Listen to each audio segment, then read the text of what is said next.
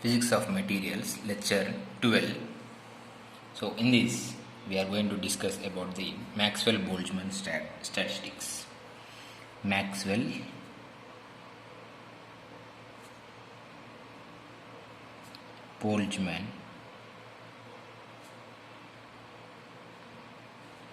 statistics.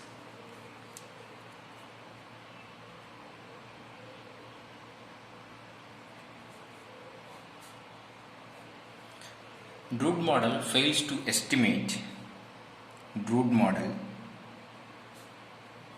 to estimate specific heat and velocity term. The statistical approach recognizes that with very large system, the most probable state of the system is more probable. So previous class we discussed about the most probable state of the system is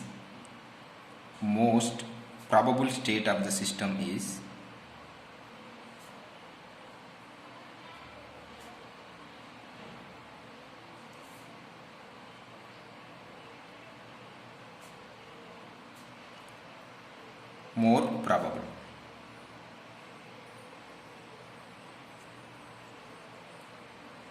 Okay.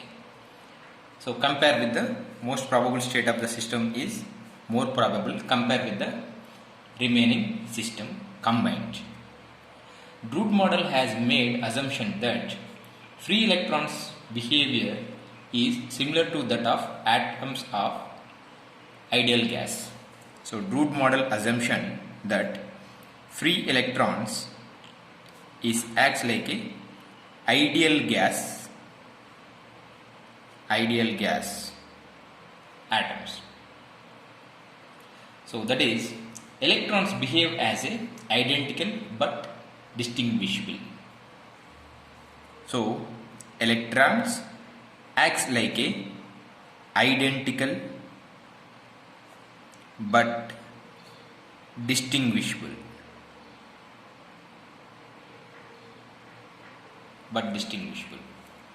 The statistical distribution of particles of a large collection of identical but distinguishable particles has been calculated and is attributed to Maxwell-Boltzmann statistics. So large collection of electrons, if it is distributed as identical but distinguishable, so which is attributed as Maxwell-Boltzmann statistics. So free electrons in a solid behave like atoms of an ideal gas. Free electrons in a solid acts like atoms in a ideal gas. So Drude model assumes that free electrons follow the Maxwell-Boltzmann statistics. So according to Drude model,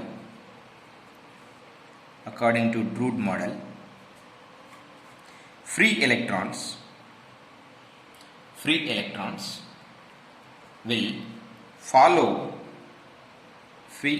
follow Maxwell-Boltzmann statistics.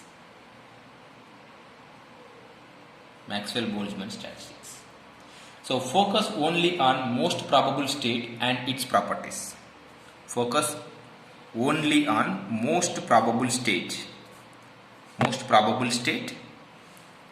on most probable states and its properties. So here most probable state, Maxwell-Boltzmann statistics, identical but distinguishable. Okay.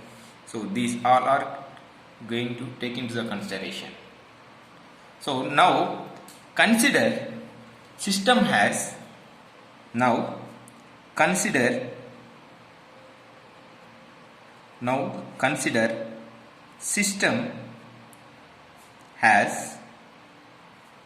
total energy U and total volume V. Total number of particles total number of particles n. Okay, so total energy constant, total volume constant, total number of particles in a system is also constant. These all are constants. So all together is also constant. So these together represents the microstate of the system. So this all, total energy of the system, total volume of the system, total number of particles in a system together represents macrostate of the system. Macrostate of the system, which is constant altogether, energy, volume and number of particles. So now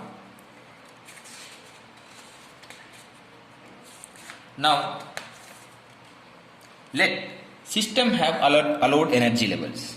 The macrostate is total energy is constant, total volume and number of particles. Let assume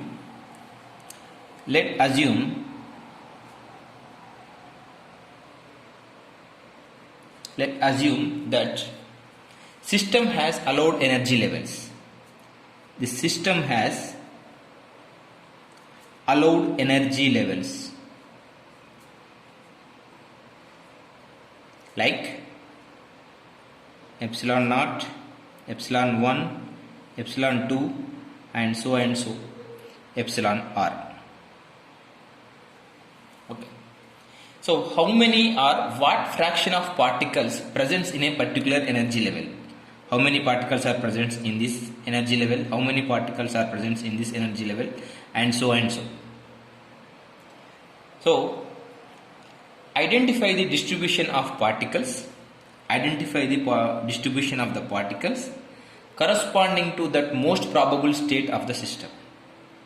Identify the distribution of the particles in these energy levels by most probable microstate of the system. So that in given microstate corresponding to the above macrostate, so n naught in a given microstate corresponding to the given macrostates. So n1 particles, n naught particles are present at epsilon naught energy level. Similarly, n1 particles are at epsilon 1 and n2 particles are at epsilon 2 and so like that. nr particles are at epsilon r energy state. So the number of ways in which this microstate can be accomplished is the number of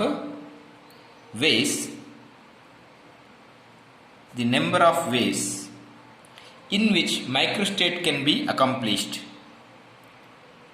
Microstate can be accomplished, which is denoted by omega. So we can write omega is equal to number of particles, total number of particles by number of particles at energy level 1 factorial into number of particles at energy level 1 into so and so nr factorial. So in previous class we also discussed that energy level 2, which is the number of particles are presented at each energy level. Okay, so which is the most probable state. So now denoted this omega is equal to n factorial by pi, I equal to 0 and I equal to r, ni factorial, where this pi is product of factorial. Pi is product of factorial. Now take advantage of the Stirling's approximation. So now we take the advantage of Stirling's approximation. So what Stirling's approximation states? Ln of n factorial is equal to n ln n minus n. Ln of n factorial is equal to n ln n minus n. So if you add ln here, so we can simplify this equation by using the Stirling's approximation. So now this omega is equal to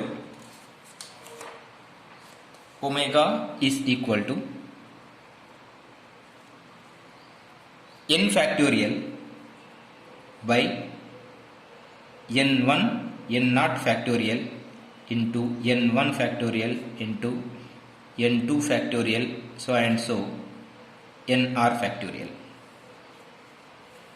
So ln omega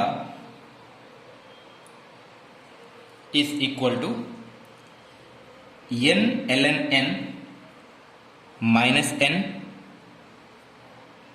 minus summation I equal to 0 to I equal to r ni ln ni minus ni.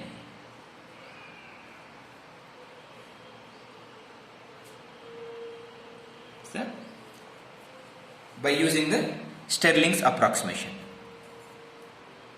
So identify the specific distribution which will maximize omega. So identify the specific distributions which can maximize the omega, so that we are taking the consideration of most probable state. So where it is gets the maximum omega value. The values of epsilon I energy level I are fixed.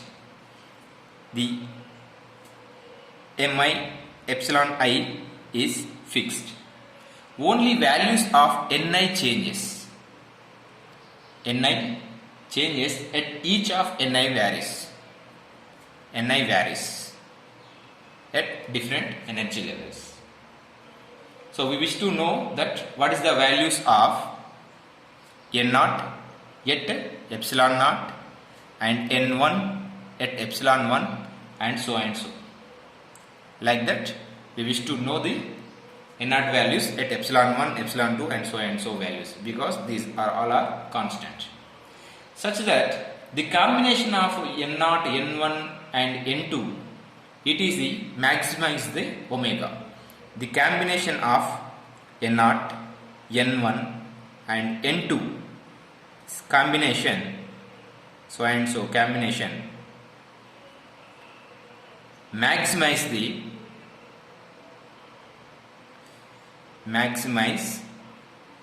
the omega. Okay, this combination of n0, n1 and so will maximize the omega. Okay, now to find out the combination that maximizes the omega, we make note that combination that maximizes the omega, this combination that the combination that maximizes the omega is the same that also maximizes the same combination that maximizes the ln omega also. The combination that maximizes the omega, the same combination that may maximize the ln omega. Okay. So if ln omega is maximum, ln omega has been maximum. So derivation part, del ln omega is equal to constant because it is the maximum value. So definitely the expression for ln omega with respect to Ni. So with respect to ln omega, differentiating the expression for ln omega. So differentiating the ln omega total expression here, because del ln omega is equal to 0, so that this total term is derivative. So that summation I equal to 0, summation del ln omega, this total constant becomes 0 and this is also becomes 0, and remaining term I equal to 0 to I equal to r, dou ni ln of ni plus dou ni minus dou ni is equal to d0. This total term becomes 0 because these all are constant. So you will get summation I equal to 0 to I equal to r, dou ni of ln ni equal to 0. This is equation number 1. Okay. And the total number of particles fixed. The total number of particles fixed, that is n. Rearrangement of particles cannot change total number of particles. So rearrangement of particles cannot change the total number of particles. If it is present 2, 3, 4, 5, 6, total number of particles fixed. So that we have the expression I equal to 0 to I equal to r, dou ni is equal to 0. That is equation number 2. Because total number of particles are fixed. And total energy of the system is also fixed. This is energy, particles number fixed, 1, particle numbers is fixed, and total energy of the particles is fixed. Okay. So rearrangement of particles between different states cannot change total energy of the system. Okay. Second statement. So from this statement, summation I equal to 0 to I equal to r, epsilon I dou ni equal to 0. Equation number 3. And equation number 1 is summation I equal to 0 to I equal to r, dou ni ln of ni equal to 0. This is equation number 1. The mathematical approach used to accomplish the above referred to as Lagrange method of undetermined multipliers. This is 3 equations. Combining with these 3 equations by the mathematical approach, Lagrange method of undetermined multipliers. The approach of this method is the 3 equations are rolled into 1. These 3 equations rolled into 1 by multiplying equation 2 into unknown multiplier alpha. This multiplying equation 2 into unknown multiplier alpha and multiplying the equation 3 into unknown multiplier beta. This is unknown multiplier and this is unknown multiplier beta and alpha. And adding these 3 equations, multiplying with alpha, multiplying with beta, this is unknown multiplier, and this total equations are equal to 0. And so we will get summation I equal to 0 to I equal to r, dou ni ln of ni plus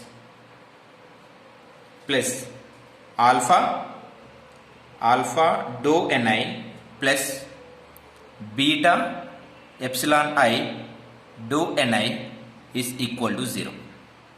This total term. So in this total term, dou ni is the common. So epsilon I equal to 0 to I equal to r, dou ni of ln of ni plus alpha plus beta epsilon I, which is equal to 0. This is equation number 4. And this method assumes that upon reaching a maximum value, the result should not change due to minor variations of specific ni. So upon reaching the maximum value, the result should not change due to the minor variations of the specific ni values. And should be independent of various dou ni values. It should not change. It should not change. Should not change with ni, and should be independent of various del ni. Independent of del ni values. Okay.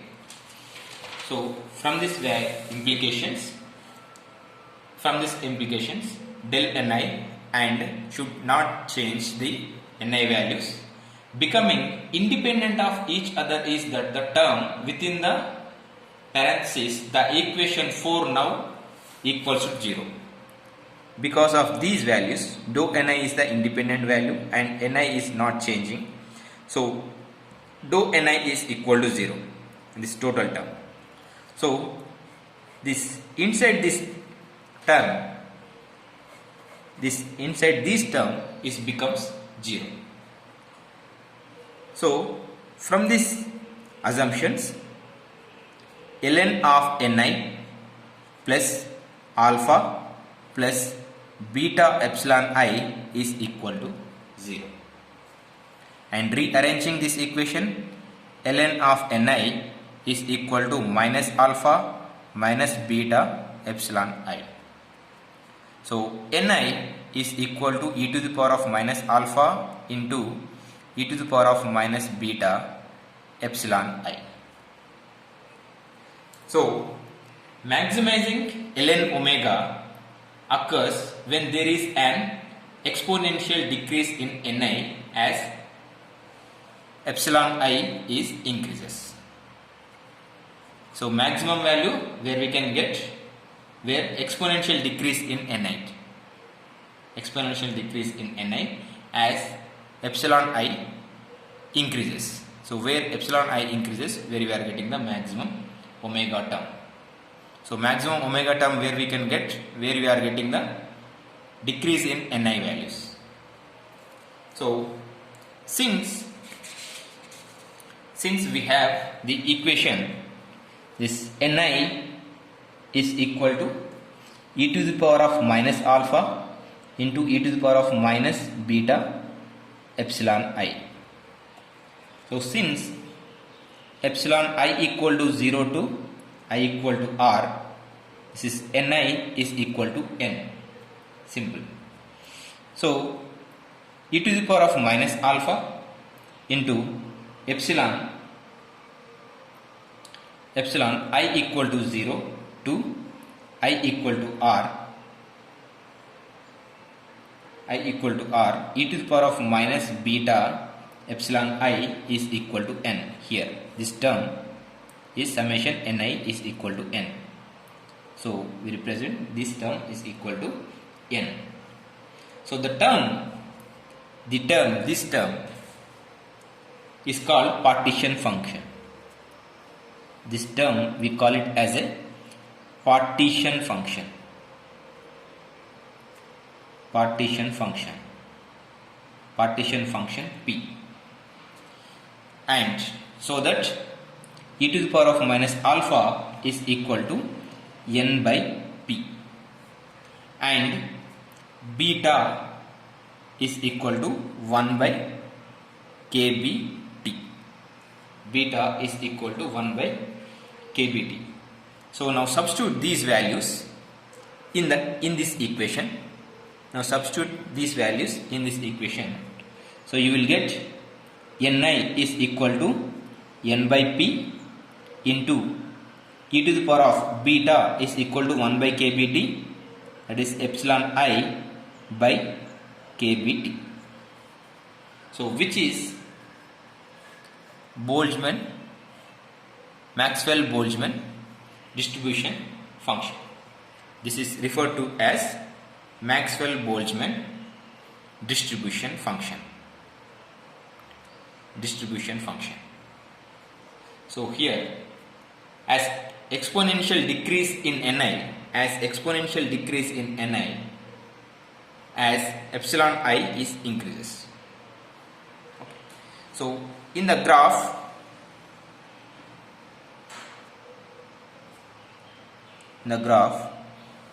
these are energy levels with respect to number of particles.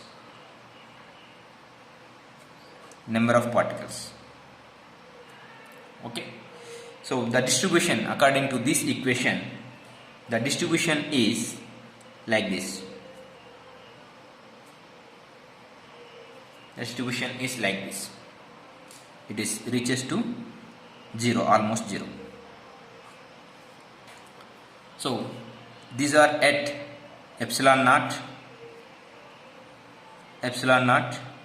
and epsilon 1 and epsilon 2 and epsilon 3, epsilon 4. So you can observe it is at N1 and N2, N3 and N4. Okay.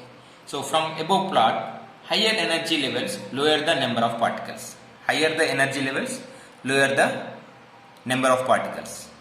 At lower energy levels, higher the number of particles present.